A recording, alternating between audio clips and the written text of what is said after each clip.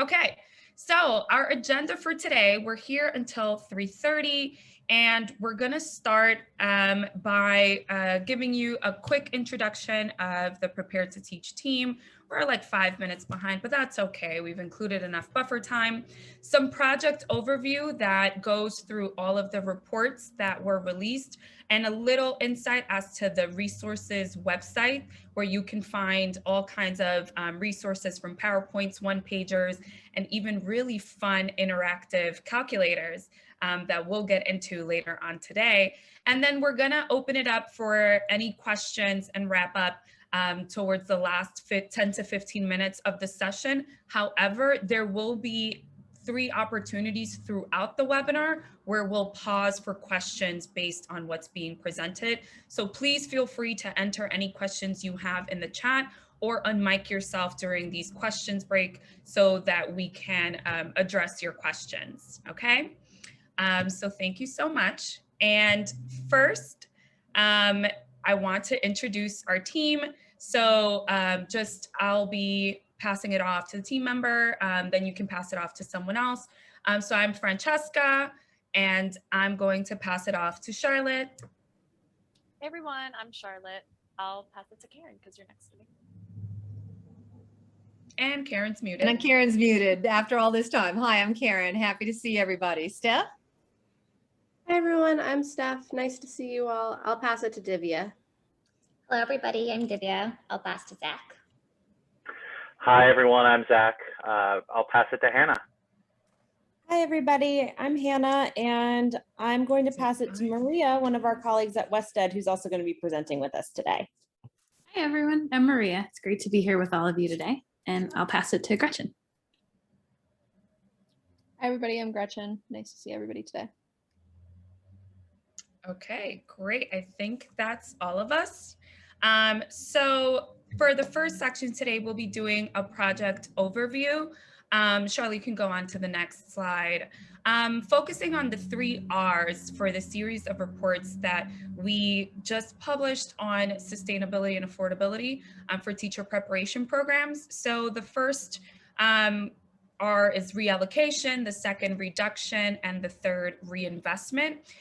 During this webinar, we'll be going a little bit deeper into reallocation, so I've left that for last.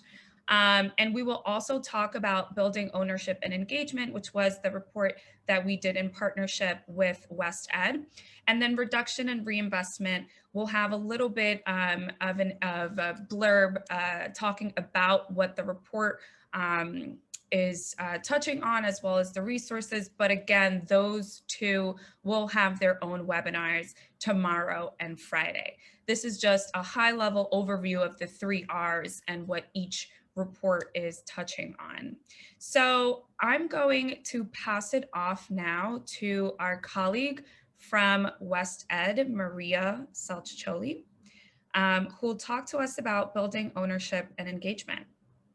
That was flawless pronunciation of my last name. Usually it takes people months, years, I don't know. Great to see everybody. And I just want to say what an absolute blast it was for WestEd to get to collaborate with Prepared to Teach and learn from all the awesome work they've been doing. So we partnered on a paper called Going Further Together, and it's about building ownership and engagement. And so the idea driving this paper is all of the amazing work that can be done through partnerships and through, thinking collaboratively about the needs of teacher preparation and of teacher candidates, and using that collaboration to come to something greater.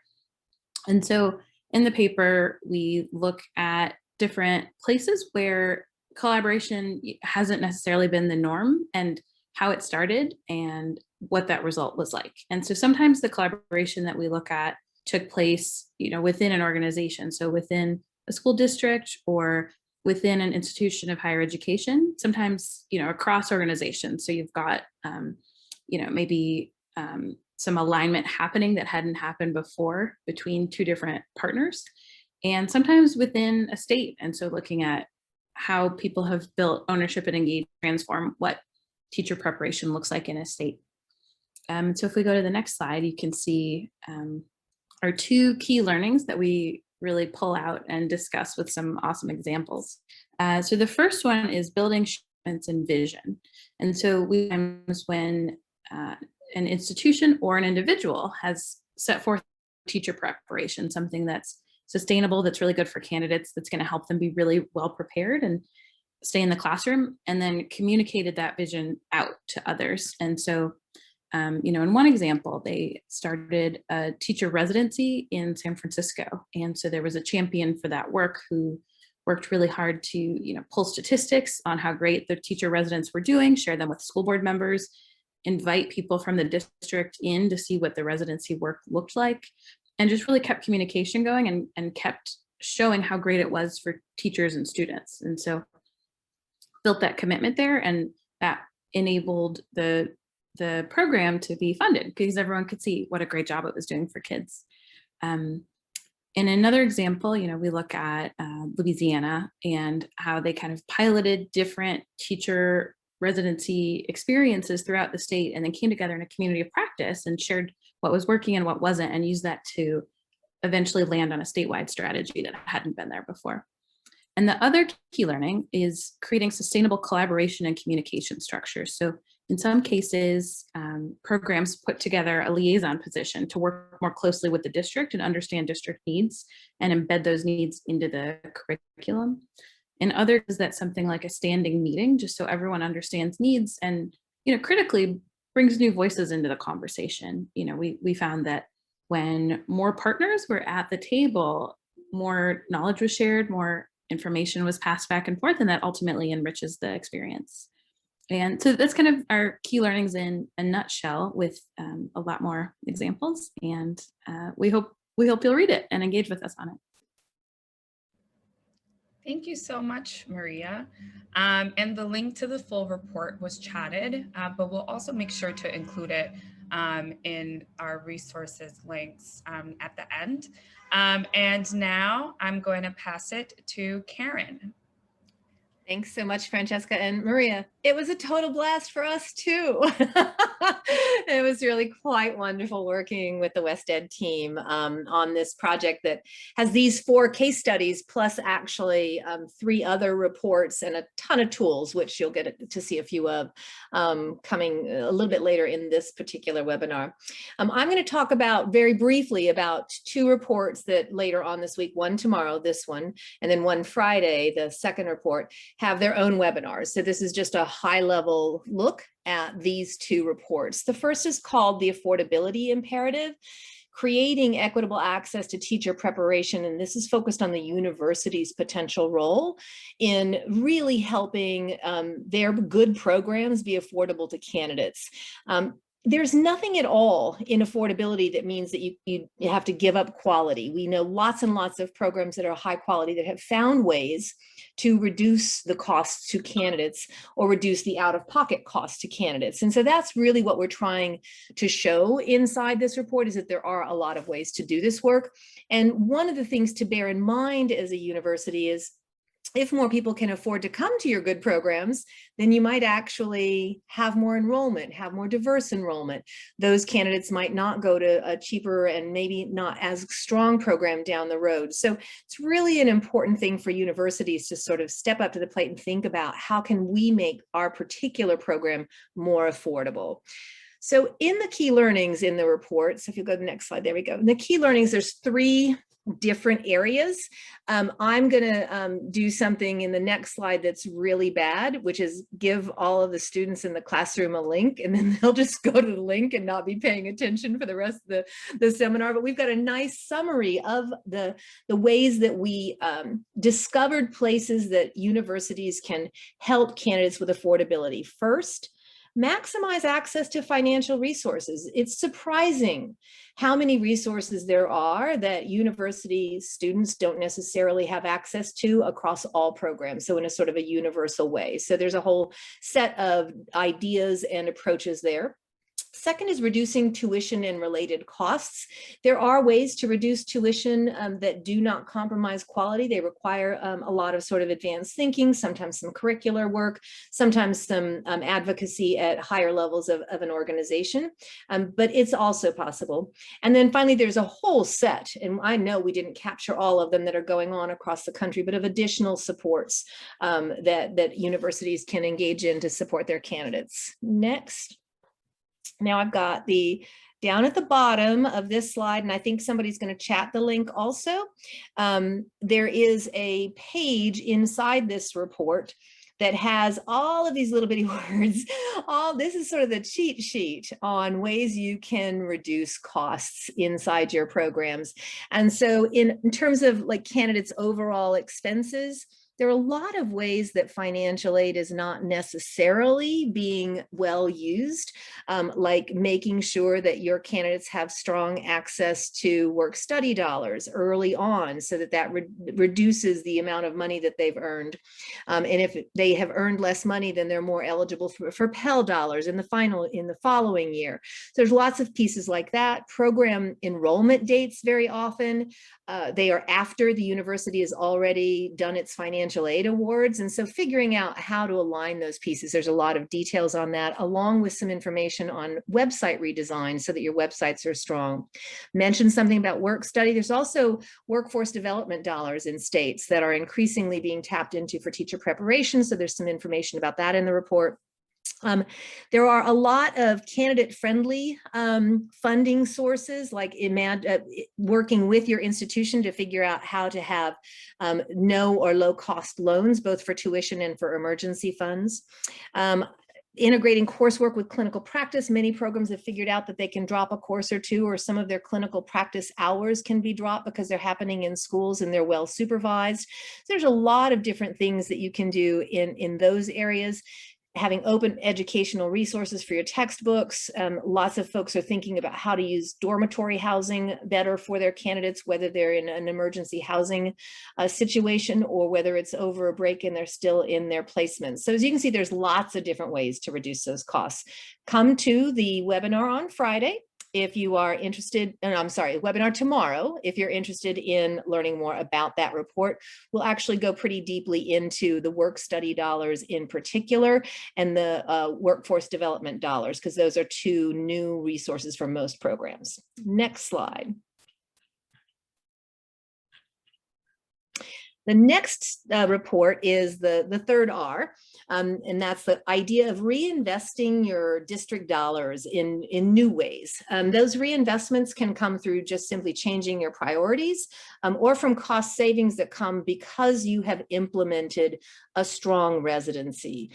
Districts currently, generally speaking, in our experience, they focus on the HR side of a residency. It's going to be a good pipeline, but they still see the pipeline as the university's responsibility by and large.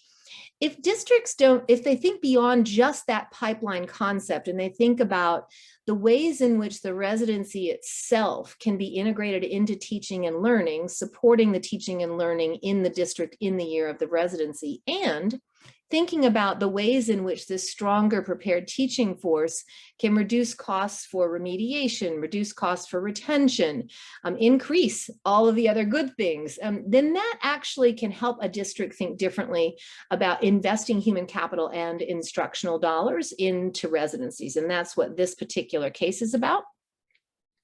And inside that case, we talk about ways that people can think through trying to fund stipends, fund other residency investments, such as just the startup times, the work for mentor teachers, and then there are ways to identify dollars in both the HR systems and the instructional systems.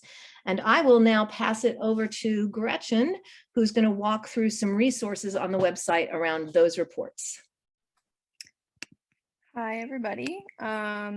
Like Karen mentioned, I'm going to go into our actual website. So I will start by just sharing my screen so that everybody can see how to access these resources. So can I just get a quick thumbs up if you can see that, just to make sure? Great. So this is the main Prepared to Teach website. If you haven't been here, we encourage you to get on and explore a little bit. But as you can see over on the side here, we have a short menu. So I will quickly show where you can find all of these resources. So starting with the reports, everything that has been mentioned so far is up on our publications page right here. These are all of our reports to date. So going back to 2015, I think our first one was published, maybe 2016. And you can scroll through, find quick summaries, and then you will be able to just click and get a PDF of that report that you can download, you can share, you can get that link. And then we also have a couple of briefs just down at the bottom of this page that are just shorter resources. So that is where you can find all of the great reports that have been mentioned that Karen was speaking about. The case studies you can see are right here. They all have the similar blue color so that you can easily identify which ones those are. And then the big part of what we want to make sure that everybody has access to are our resources and tools, which are really intended for you to take away and use with your partnerships, with your colleagues, with your, whatever stakeholders you are working with to think through what kind of new structures or sustainability pieces you want to implement. So our resources and tools page is organized into a couple different categories, and those also are the categories that you've heard a couple times at this point from the presenters. So first of all, we have presentation materials. So that is focused on slide decks and documents. Reallocation, reinvestment, reduction. Those are the 3 R's that we introduced a little bit earlier. And then building ownership and engagement. So when you click on each of those titles, you will just get pushed down to that section. So you can see all of the resources that are on building ownership and engagement right here. To get started on the website, we just suggest, thinking about what you're most interested in. I am going to focus a little bit more on the reallocation tools today because we want to make sure that we're getting that information in, since we do have the 2 separate webinars on reinvestment and reduction. But I will just take you through so that you can see what to expect when you are clicking through. So for example, in presentation materials, if you open these little expandable boxes, which are super handy, you'll get a short summary of that resource. You'll get a little preview here of what it looks like. So in this case, this is a kind of infographic 1-pager that is appropriate to share out. We want you to take this to your meetings. If you have external partners that you want to introduce different ideas to, print these out and take them. Or forward the link, and then if you click these buttons, you will get over to a downloadable version of that resource. So the resources range in terms of format. So that's a 1-pager. We also have things like a PowerPoint deck that you can actually download, and you will have the option of using VoiceOver that's already built into that PowerPoint deck. We also have included notes in the presenter notes section for those deck resources, so that you all can see kind of our talking points that we use when we're using these tools. So there's a bunch of different types of resources here. As we get into the reallocation section here, I want to call out a couple of these. So the ESSA opportunity for residencies, this is a much more guidance-focused document that will help you think through kind of language that you might need to use residencies, and we've actually clarified this with the DOE, so that is a vetted document. We also have a couple of charts, tables. You can see this is a substitute teaching model table that is focused on different ways to reallocate substitute teaching roles to support residents, and that is also housed within a report. And then we have things like this calculator, which we will get more in depth with later on. But there are just a total, you have options in terms of what you're looking for. We've tried to include summaries, like I said, where we can, so that kind of what you can expect when you're opening that, so that you're not committing to reading a full 30-page report. And then there's also a couple that are like videos. So you can show this video at a presentation if you want to just give a quick overview. So we've tried to make them as friendly as possible for people who have different levels of understanding. And once you've showed that introductory video, you can get much more deep into the idea of an advisory group for your residency by going and looking at our partnership agreement considerations or even sample language for an MOU if you're at that stage. So the resources website, we hope, will be really helpful for people who are at a variety of different stages in terms of thinking about this work. And we encourage, if you have questions, reach out to us. We are always available to answer whatever you need about a specific resource or about something that you'd be interested in seeing on the website. We are always adding to it, so definitely check back because we are often coming out with new tools. So I would encourage everybody to take a look at this, spend some time exploring, and report back to us with any thoughts or questions or suggestions. I'm going to stop sharing and just quickly check if there are any questions. I'm not sure if there's anything in the chat, but Yeah, so we're going to take a quick pause for questions now, and questions on anything that you heard from either Maria or Karen, or anything related to the resources that Gretchen so diligently walked us through. Beautiful. Every time she walks us through the resources, it's like, wow, look at all the stuff we have. So please do let us know if you have any questions or input. We highly value any feedback. So let us know.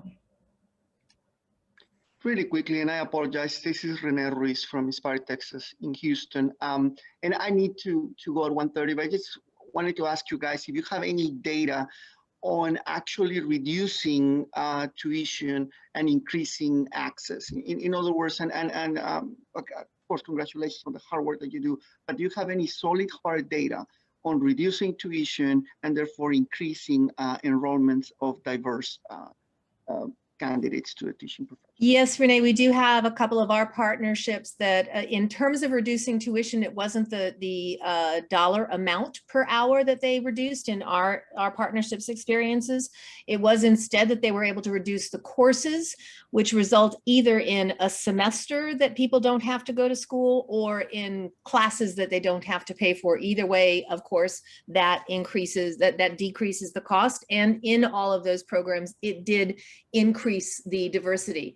Now, I will say that it does not increase diversity enough. So if those partnerships were here speaking, they would say, okay, so one more person was able to come from an underrepresented background. That's still not good enough. That's why we have the other two R's to try to put together a whole package for affordability. Thank you very much. You're very welcome. Thank you. And there is another question in the chat. Yeah, so the recordings, thank you, Liz. If you're not able to attend the other webinars, the recordings will be on our resources page. Charlotte, where will the recordings of the webinars live? That actually has a work stream behind it. So the best thing to do is sign up so that you'll get the follow-up email for now, I think. There we go. Either way, sign up. And do you do any work with non-IHE based teacher licensure programs? Yes, we've had partnerships with non-IHE based teacher licensure programs too. It just so happens that most licensure programs are in higher ed, and they're the ones that are mostly part of our network. Any further question on that, Nancy?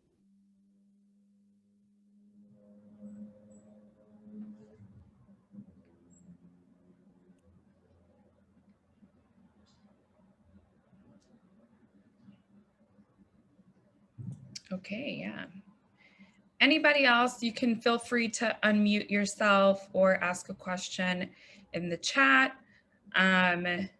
We will take the next couple of seconds, see if there's anything else before we move on to the next section that goes a little bit deeper into reallocation.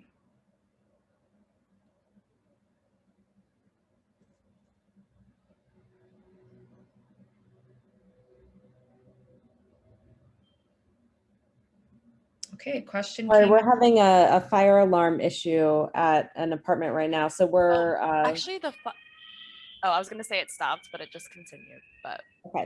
So Charlotte, who was sharing the PowerPoint, needs to potentially get out of the apartment. So I'm going to begin screen sharing instead. Great. And I'll take this last question that Bernard gave. This is a great question, Bernard. And it's complicated. So what our analyses so far demonstrate, and I'm pretty sure that the other technical assistance providers and funders across the country have come to realize this too. When a residency program, for example, is built outside of a traditional program, it generally speaking has to recreate a lot of structures. So they have their own recruitment people. They often have their own budget people. And so the costs that the university incurs to create a side or a pilot program are much higher. The costs, if they're inside the university, the costs that a university or a designed program that only does this, the costs that the program has to cover are really the same costs that they have to cover already, but they do need to shift some of the resources. So for example, Texas Tech moved from a traditional teacher preparation undergraduate program to all residencies. And they had, because it's a large university, they had a large office to do field placement work. So all of the field placement, all the supervisors, this whole sort of system to make sure that all of the clinical practice work went right. When they moved to residencies, they decided instead to flip that office and those roles into school-based roles. Turns out that they actually, I mean, this is a drop in the bucket of a large program's budget, but they actually saved about $3,000 when they made that shift, but they had to get rid of some of those other kinds of activities that they were doing. They didn't need them anymore.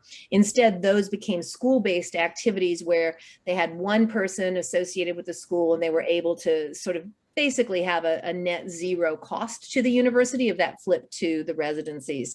So a lot of it has to do with scale. A lot of it has to do with how the program is designed, and a lot has to do with whether or not that program is designed as a standalone pilot or a separate kind of an institution. Does that help? Oh, yep, there we go. Good. Thank you so much for all of your questions. We will be having another question break coming up. But now if we can share screen. Great. So we'll be talking a little bit more about the first R, which is, we've titled our report, Simple Shifts, Paying Aspiring Teachers with Existing Resources. But as we fondly call it in our Prepared to Teach team, it's reallocation. And it focuses mainly on the reallocation possibilities on roles. And so that partnerships can see that teacher preparation is a shared responsibility of both the programs and their preparation programs and the P12 districts. And there are like three main factors that go into this report, and it explores how existing budgets can integrate supports into the overall instructional goals. It details school roles that can be reallocated and explores how program roles can shift to strengthen partnerships and preparation goals. However, all of the information from these reports are from the field, from our partners who we've managed to get them to talk to us and see what has actually worked for them. And we've consolidated to present to you all to show you that it can be possible in different places across the country and in different models of preparation programs as well. So some key learnings, can move on, is that partnerships work together to reallocate roles. The focus of this report and the emphasis of reallocation is really on the partnerships. It's really on ensuring that everyone is kind of integrated and thinking about what efforts are going to be crucial to creating affordable and high quality programs. And this can only exist or exists best when partnerships are on the same page and work together to think about how they can use their existing budgets throughout this redesign process. And there are three key roles that support high quality teacher preparation. And when these three roles and the efforts to focus on them are experienced by the partnership, then this strengthens the preparation program. And these roles are mentor teachers, liaisons, and the candidates themselves. So mentors provide the candidates a learning opportunity, and they are key to the development of the candidate experience and as well the quality of the preparation program. Focusing on mentors as its own kind of bucket and role really is a long-term investment that partnerships should make, because they support and uphold the kind of quality that we seek in teacher preparation. They are essential to the process. Liaisons help programs engage in continuous movement, and they're able to bring on the field perspective that it's happening on both the district side and the preparation side and the teacher preparation side. And then candidates themselves, candidates are super important to think about in these key roles, because there's an opportunity to break down some financial barriers that may exist. So by reallocating roles, you can build cost-efficient models and reallocate dollars that go directly to candidates or mentors, and that can create a new kind of design that supports quality and affordability for candidates. And lastly, both district and university roles can be reallocated. We've seen throughout our research that it is possible in different ways and through different models, and not every model is a one size fits all. But the majority of available roles that can be reallocated come from district sources. In particular, state and district federal level funds. So reallocating ESSA dollars or IDEA for like shifting parts of their expenditures, as well as other funding streams that go directly to the district that can be reallocated at the school level. So if you can go to the next slide. So across the country, as the vignettes showed, roles can be reallocated in a district by way of substitute teaching, paraprofessionals, or extended day and year opportunities, and in a program through program staff supporting teacher candidates and program staff supporting professional learning. The report goes in depth about the vignettes for each of these different ways that roles can be reallocated. But again, these are examples that we've seen from across the field. It's not a one size fits all type of model. And although you may be on this call and may not be linked to this work directly, it is something that you can start thinking about now, and perhaps think about some actionable steps you can make towards the fall now that the academic year is coming to an end. So definitely in our report, we have more details on how each of these play out in terms of role reallocation. So we can go to the next slide. So there's a series of resources, as Gretchen pointed out earlier through her walkthrough, that support the information in the report. So roles for candidates in classrooms is a video, it's a PowerPoint that can be converted into a video that has the different ways and visually explains how roles can be reallocated for candidates. Substitute teaching models, which is an infographic that again breaks down the different ways that we've seen substitute teaching work. You can click through. Integrating residents into substitute teaching and partnership building resources are one-pagers or a series of one-pagers that provide some insight and support as to how to integrate residencies and other ways to build partnerships. And finally, our P12 residency funding tool, which is our calculator that we're so excited to show you and have you play with for a little while. But before we get there, we do want to show you a snippet of our roles for candidates in classrooms video, because it is important to kind of visualize this information. Again, it's a lot of information that we've gathered, and we're trying to condense into a PowerPoint, and we've tried to condense into a report, but we have a quick snippet. The video is not in its full length. It is a little bit longer, but it is accessible to you through the resources website. So Charlotte, you can click play on the video.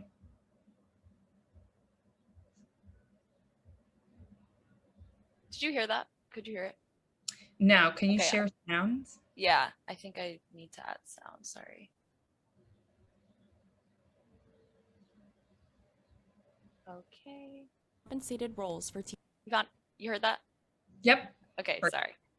And this is the deck that we were talking about. So you can take this and you can play it without the voiceover, move it yourself, and things like that on the teacher website. candidates from Prepared to Teach. Everyone agrees that learning to teach well requires strong, extended clinical practice experiences. But if clinical practice hours are all unpaid, many aspiring teachers are forced to take out loans or work additional jobs on top of coursework and full-time teaching. Luckily, some instructional roles can be integrated into program requirements and school-based needs, offering possibilities for compensation.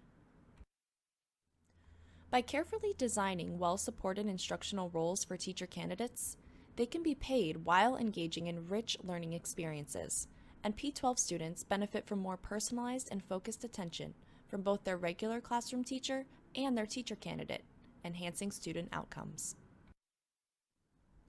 Localities can be creative in designing ways that teacher candidates can contribute to schools' instructional programs. This video offers some examples that might spark ideas to address your local partnership's needs and goals. When a school or district has substitute teaching needs, teacher candidates can fill those substitute roles on a limited basis. In this visual, 10 candidates are assigned a particular day each week that they substitute. This model provides instructional consistency, helping both candidates and mentors plan ahead. Sometimes, candidates remain inside their mentor teachers' rooms, and mentor teachers serve as the substitutes. Where schools face persistent open teaching positions, it's possible to distribute students into classes that have permanent co-teaching candidates. In this visual, 10 candidates join 10 existing teachers to teach classes of 30 students, compared to the usual 22. Despite the increased class size, the student-to-adult ratio improves so that students have more support in their classrooms. In this model, the co-teaching candidates split the salary lines that were previously used to pay the teachers who left. Note that any such designs need to be conceptualized with teacher representatives, such as unions. If a school has unfilled paraprofessional roles, a cohort of aspiring teachers can split their time between co-teaching and paraprofessional responsibilities. Each candidate receives half of a full-time paraprofessional salary. Schools often have instructional support or enrichment activities in the mornings and afternoons that require adult supervision. Teacher candidates can arrive early or stay late, filling those roles and receiving budget-neutral pay for their work. Similarly, in departmentalized grade levels, teacher candidates can tutor during certain periods throughout the day, potentially supporting required federal investments in tutoring through the American Rescue Plan Act.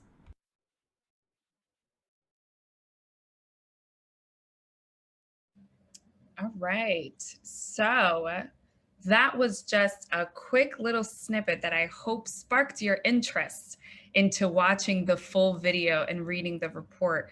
about all these different ways you can reallocate roles for candidates. And I also want to add that all of the resources that we share with you today and that exist in our website have all been licensed by Creative Commons, which means that you can use and use them for your presentations, use them however you want, as long as you give us credit. And as long as you don't make any money off of it. It's for your use and for instructional educational purposes. If you want to change some things, you can feel free to do so as well, as long as you say, thank you to the Prepared to Teach team for their original work. And now we'll pause for questions before moving into our activity of the day. So again, if you have any questions about reallocation and the video and other tools, or the key learnings or the vignettes, please enter it in the chat or unmute yourself and ask away. We have a few minutes for that. And Francesca, I'm going to really invite people to ask your most difficult questions.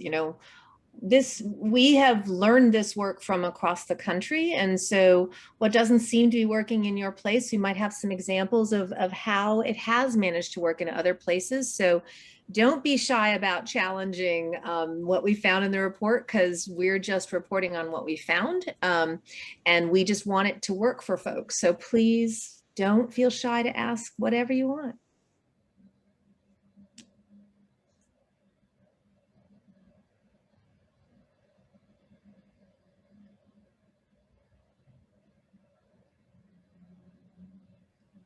I have a question. I'm wondering about how your partners are thinking about like the working conditions that teacher candidates are experiencing, and compared with, say, what maybe a teacher who has a union contract might be protected in certain ways. Like teacher candidates are often not protected by that contract, and so are they then working through the preps, or are they then, right, like when districts do this reallocation, how does that, or does it kind of shift what's expected of candidates, and is the work they're expected to do sustainable?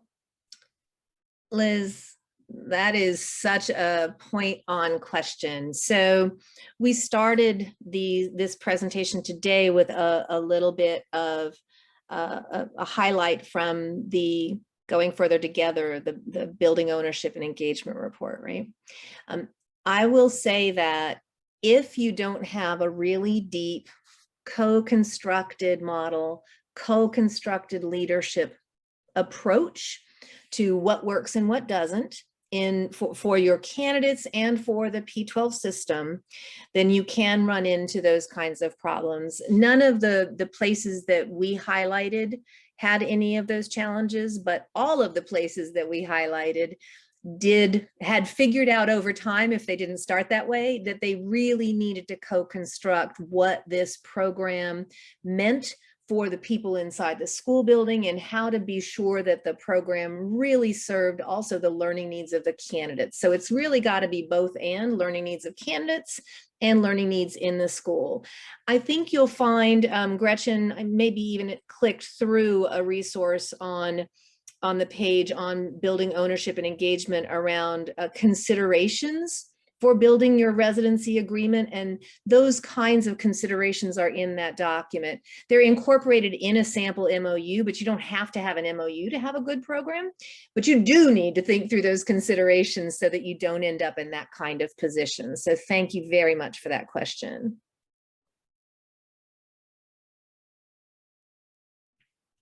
Okay, we've got a question in the chat from Sarah.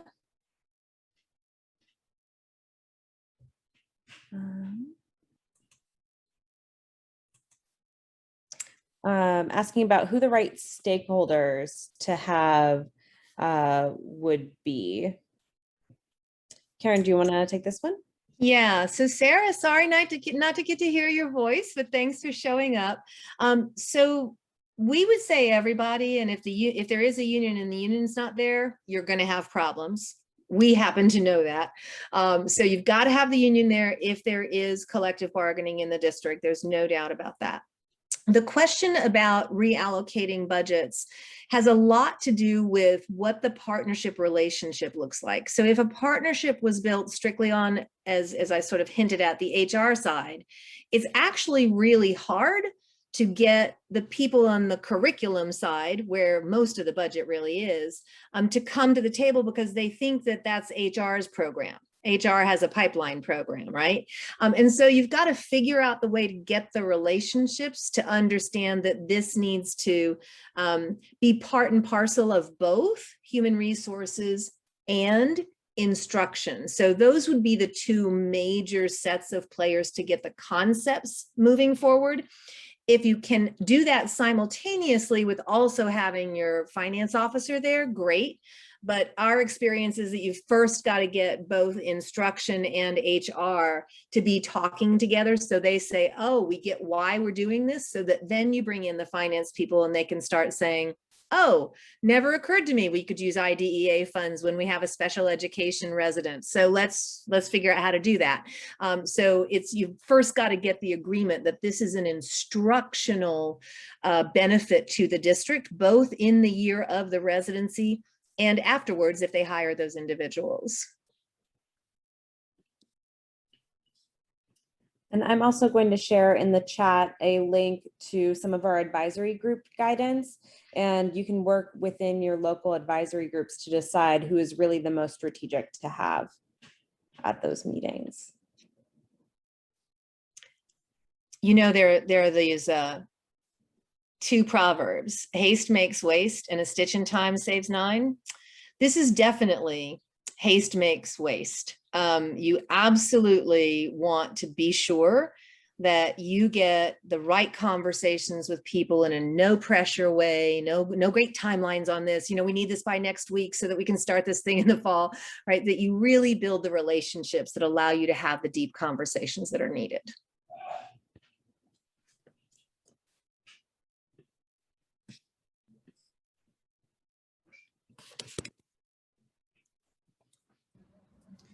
Thank you all so much for your questions. We still have some time, so please feel free to unmute yourself or enter any questions in the chat. And like Karen said, this is the time where you have us to answer anything that you might think might be hard or challenging. We're here.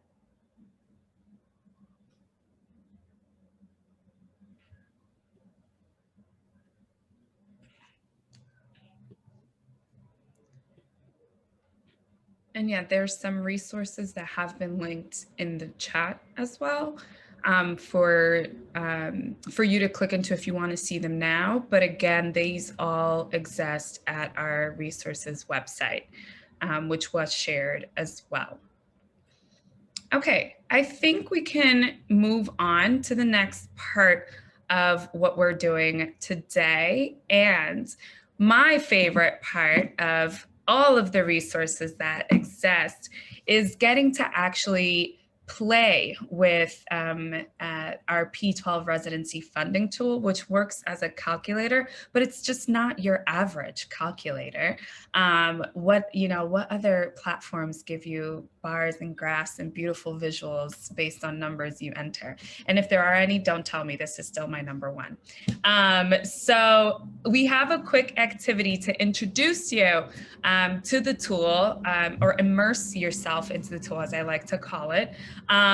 So we're dropping the link in the chat, and we're giving you 5 minutes to go into the link, see what we're talking about, enter some numbers that you might use for real use case, and then you'll just see the magic happen.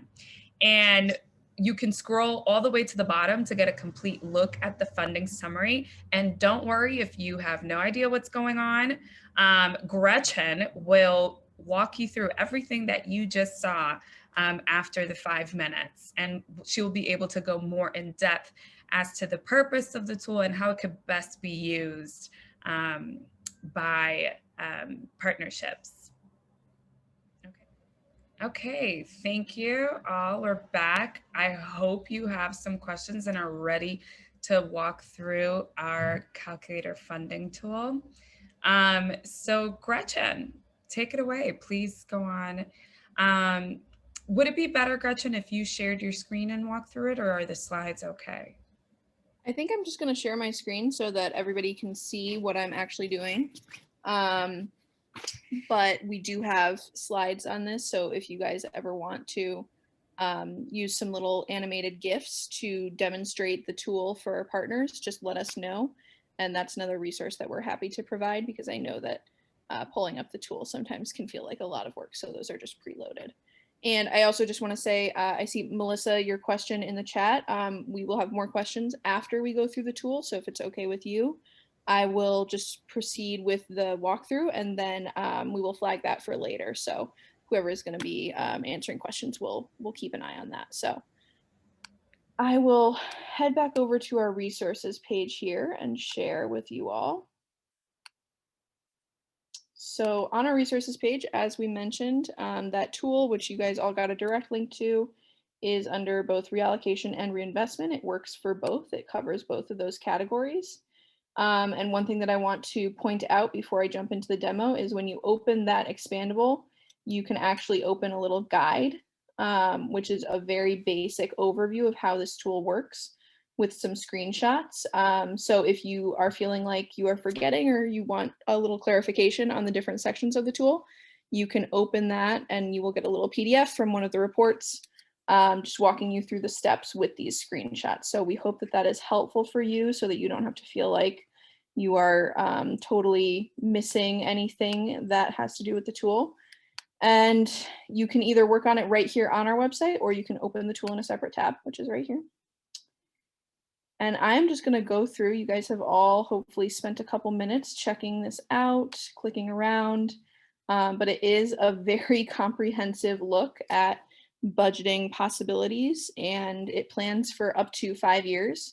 I think that we usually recommend planning for as many years as you can. Obviously things change and we totally get that, but it is most helpful when used to kind of project outwards if you can nail down kind of enrollment numbers that you're thinking of for up to 3 or 4 years. That's really helpful. So at the top of the tool, you will see that there's a whole bunch of guidance just about what we recommend to have on hand while you're actually jumping into the tool.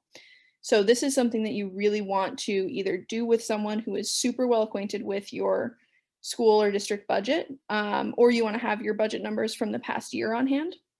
And we recommend setting aside time if you're going to, especially if you're going to work on it with a team of people, set aside a couple of hours or at least, a few minutes to go over the basics together so that you can sit down and kind of talk through each of the pieces. This guidance, it is mainly tips that are meant to help you kind of think through what to enter, and we hope that it's helpful.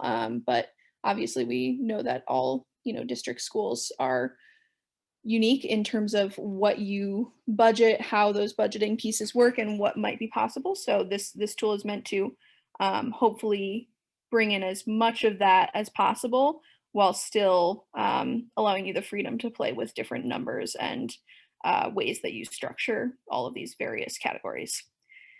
So with that said, I will move into the actual interactive part, which I think, Francesca, this is what makes it so fun. So when we start off with the tool, you're just going to enter some basics for looking at a residency or preparation program that you want to reallocate dollars to. So I'm going to start with a very basic kind of enrollment, and this might be more than you could imagine, or it might be less than you could imagine, but we're just going to start here with a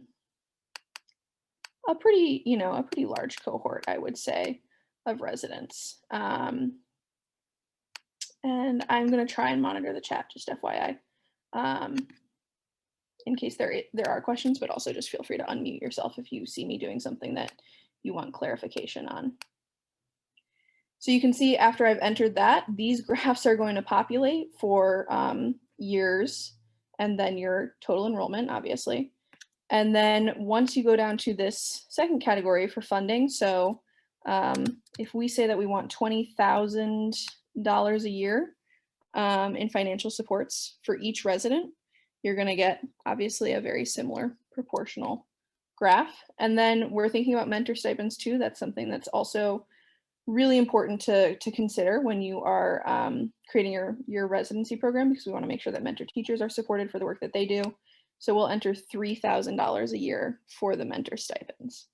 This graph again has populated, so you can see that we have now 2 different colors. One where if you hover above, you can see in year 5, we need to be thinking about $45,000 for mentors and $300,000 to fund those financial supports for residents.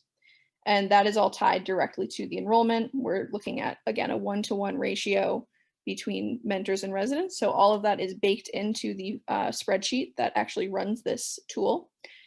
So you will be getting these little snapshot graphs throughout the tool, which are really helpful. And obviously, if you are interested in saving this, you can, there's instructions to save the whole PDF at the bottom, but it's basically the trick of print and then save as PDF, if you are familiar with that. It's explained in more detail at the bottom, like I said, and then you can also just screenshot these graphs and put them in a presentation, share them with your partners to keep them on hand if that is helpful for you in planning meetings. So the reallocation category is the first part of this tool, and I won't go in depth with every different area that we're thinking about reallocation of roles, but I will just demo a few different pieces so that everybody can see how they work. And then you're going to be ready to enter your own numbers, hopefully, and think about what this means for your own budget and your own residency programs. So again, there are tips up here. Not necessarily, again, about the calculator, but things like you need to consider class schedules when you're looking at substitute teaching or after school. So if residents have Tuesday, Thursday classes, they might not be available for extended day programs on those days. So they might only be able to do extended day for 3 days a week. So that is something that we really encourage you to reach out to your teacher preparation partners, whether it's an IHE or another kind of preparation program, just to double check what their class schedules are like to make sure that you're putting things into this calculator that are realistic for residents and their schedules and other time commitments. The first category that we use is substitute teaching, which is usually a pretty familiar area for people because it makes a lot of sense, as we talked about in the roles for candidates video presentation. You can assign each resident 1 day to substitute teach. So we'll start with 1 day, and we will go with the typical school year of about 36 weeks. And then this is where your budget comes into play. So you're going to enter what your per day substitute teacher rate is. We have suggestions here. If you are just clicking through this tool to get a sense of it, or if you are somebody who doesn't necessarily have the budget numbers, but you know that maybe you're on the lower side of substitute teacher pay, we encourage you to use those just to get a quick estimate and then bring that to your budget officer once you have time or once you're digging in deeper to get the real numbers. But for now, we are just going to stick with $100 a day. And then this is where the breakdown of who pays for what comes into play. So school versus district. Obviously, there are different ways that districts and schools allocate their funding and percentages that they cover. For now, I'm going to put this at 50-50 just for demonstration. But if you are a school that is covering 100% of that budget, and depending on how your budget is managed, you can just put in 100% at the school level. So you can see that now this graph has populated to let us know how much we might be able to reallocate each year at both the school and the district level. So school level year 5, we're looking at $18,000 if residents are teaching 1 day a week each week of the school year, and same at the district level.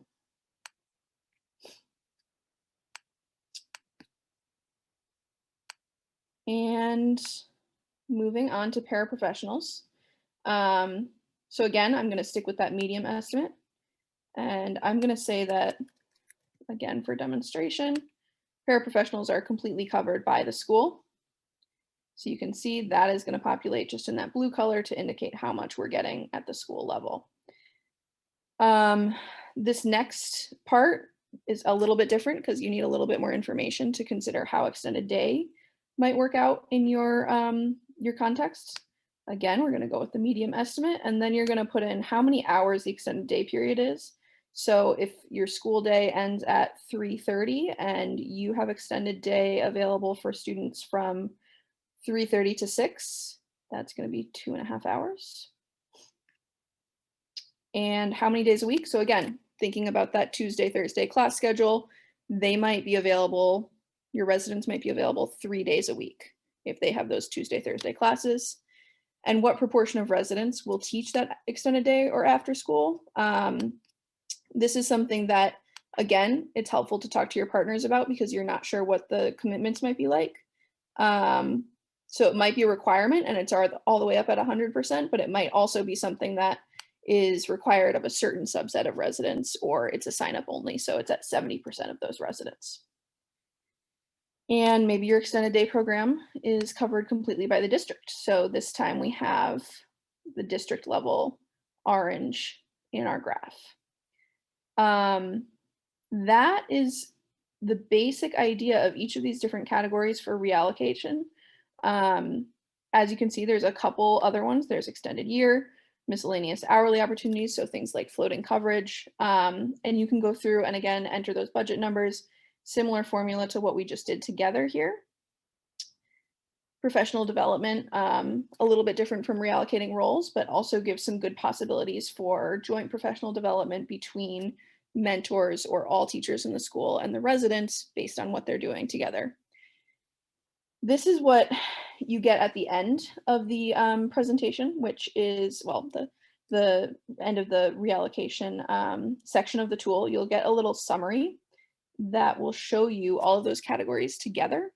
And it will also break down just your basic funding status here for each of those years that you're planning for.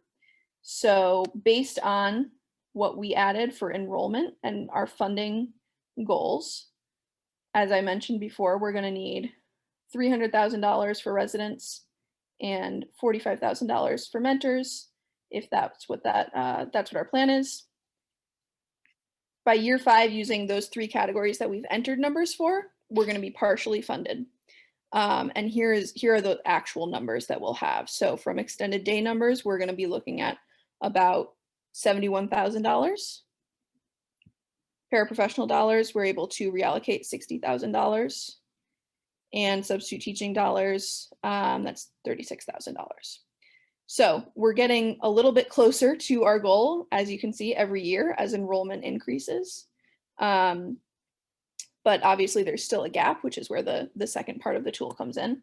And then you also have this table here that will show you the exact dollar amounts each year, and then each category. We obviously did not fill out the last 3 categories, so those might fill in some of those gaps. Breaks down total dollars from the school level, total dollars from the district level, and total funding needs, and then the remaining to fund. So this is that gap that you're looking at each year.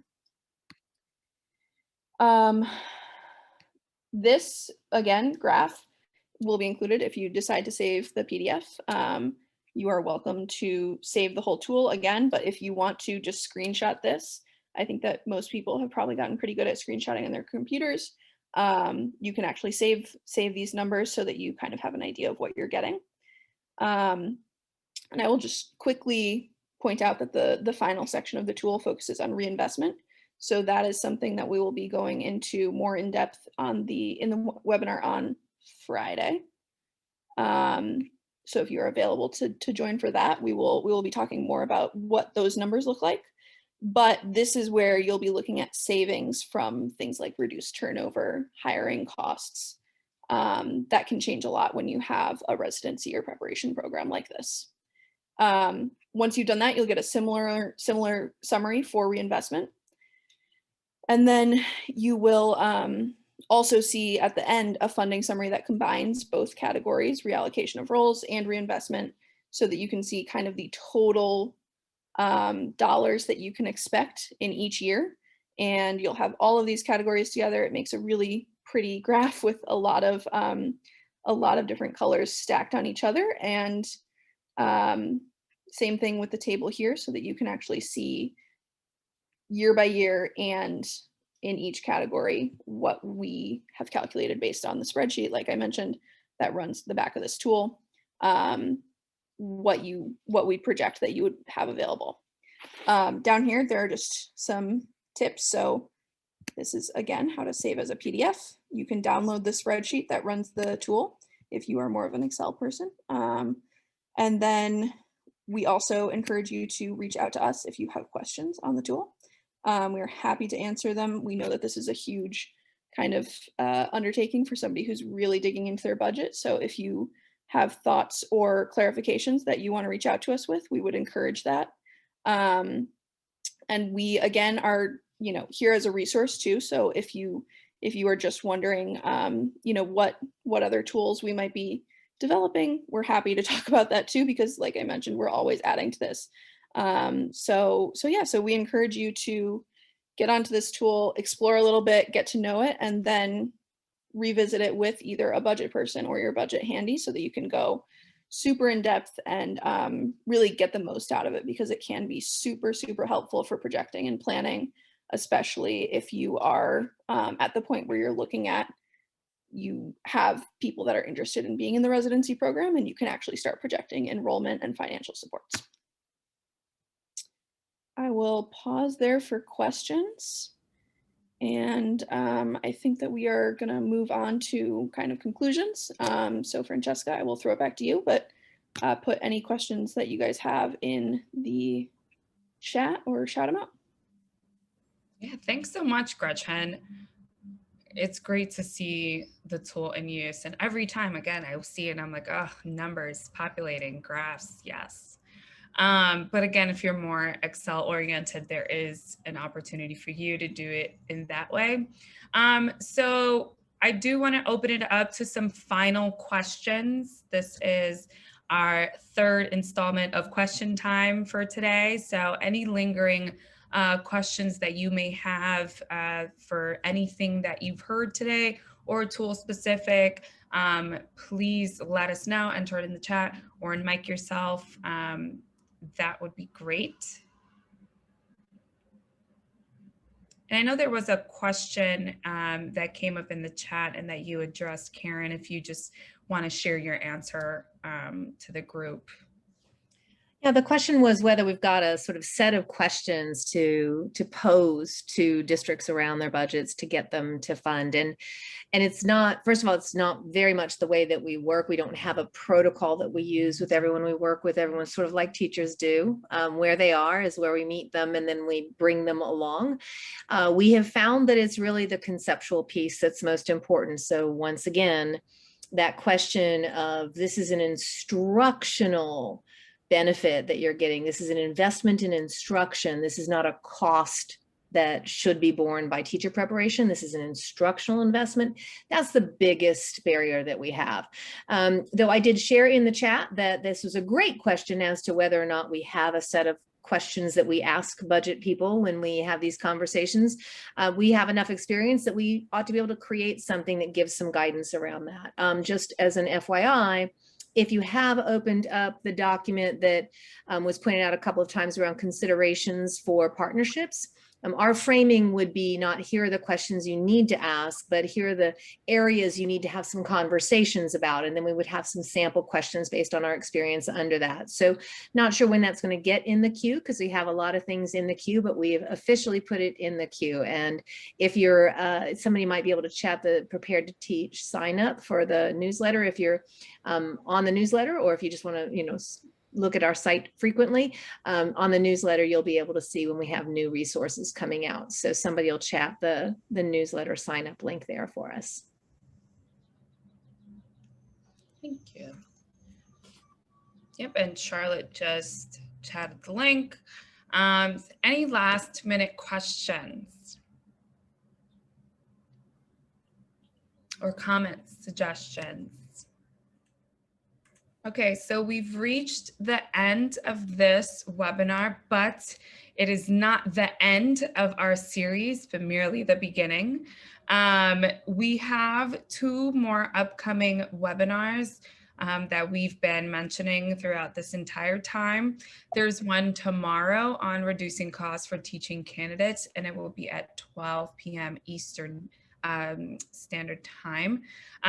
Please sign up for the Eventbrite, even if you can't make it, because that way you'll be on our list for follow-up email that will contain all of the resources and recording. So whatever you do, just sign up and you'll have access to it. The third one is on May 21st. That's Friday at 3 p.m. Eastern Time. And that's focusing on reinvestment and the reinvesting in residencies to increase instructional capacity. In the deck you received today, there is a link to register. You can also click on the links that are in the chat on the PTT May webinars for information on the next 2 webinars. And if you're interested in exploring more, there are the links to all the publications that we talked about, the links to all the resources.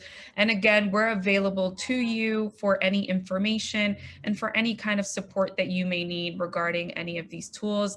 And again, they are all Creative Commons licensed, so please use them as you see fit. And if you find them helpful, we would love to see that support you in all of your work. So thank you all. We're giving you back a little bit of time, but thank you all for joining us. If you have any last minute questions, feel free to hang on. And we hope to see you in our next 2 webinars. I hope you learned something and took something that you can apply to your programs, maybe not now, but sometime in the future.